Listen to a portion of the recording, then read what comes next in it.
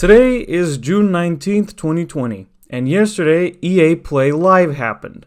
EA Games' annual live stream where they announce some new games, some new features, some new additions to existing IPs, and so on. And this year they had quite a bit to show, including the fact that they were very serious about crossplay and re-releasing some of their older games and their upcoming ones on Steam. One thing that was of particular interest to people such as myself and the other parts of the racing community is the Need for Speed 2021 tech demo that we saw during EA Play Live. And it gave us a little bit of a glimmer of hope, if you will, that the next game is indeed in development and we can expect it next year. And a lot of us were very happy. However, some people did not share this sentiment with me. So I have risen from the ashes once again to explain that the Need for Speed community has lost their shit.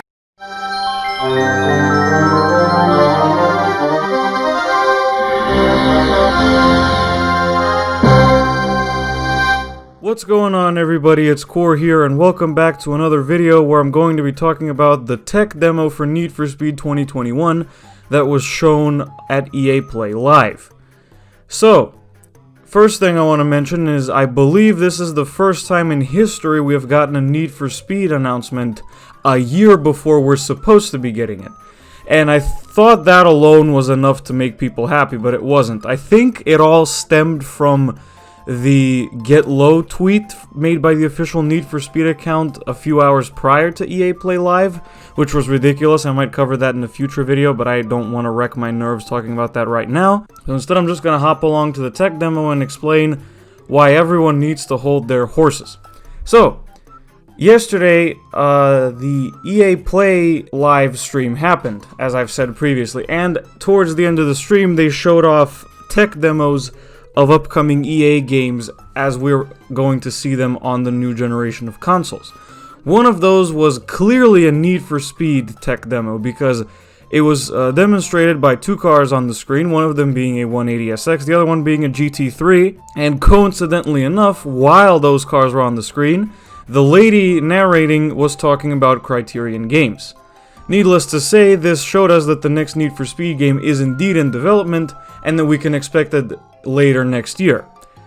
But people weren't happy. They lost it. They thought we were going to get some huge, crazy Need for Speed announcement or whatever the hell.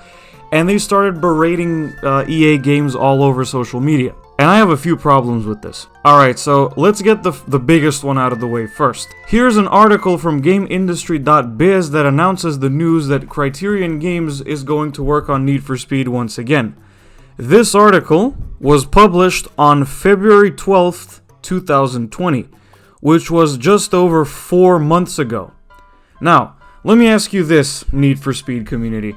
How the hell do you expect a studio with 100 staff to finish a Need for Speed game in 4 months and then have something to announce? Y'all are kinda delusional if you thought that we were gonna get a Need for Speed game announcement this early on. And actually we did, and you should be happy that we got something, because remember, we have never gotten a Need for Speed related announcement this early on. We usually get them around this time of year, sure, but they happen the year when the game is supposed to come out. Now we're getting it a year early, and you're still finding ways to complain. Another thing about this tech demo is it actually looks a lot better than all the previous Need for Speed games. I'm kind of scared that this might be affected once they start adding assets into the game. But suffice it to say, the tech demo looks nothing like Frostbite, it looks nothing like Heat, and it looks nothing like Payback, thank goodness. And the cars actually look really nice and very nicely detailed. But starting rumors about what the next Need for Speed game might be, and just the fact that the tech demo takes place in a desert doesn't mean we're getting another Payback. And just because it's taking place in the desert and has a strange, not colorful color pattern doesn't mean we're getting another Pro Street either, like I've heard some people mention. So, bottom line is, just be happy that we got something about the next Need for Speed game, and just wait till next year and I'm sure we'll get something huge. Stop complaining, please, it's not funny anymore. So that's about it for my thoughts on the Need for Speed 2021 tech demo. I hope that Criterion really does deliver with next year's game.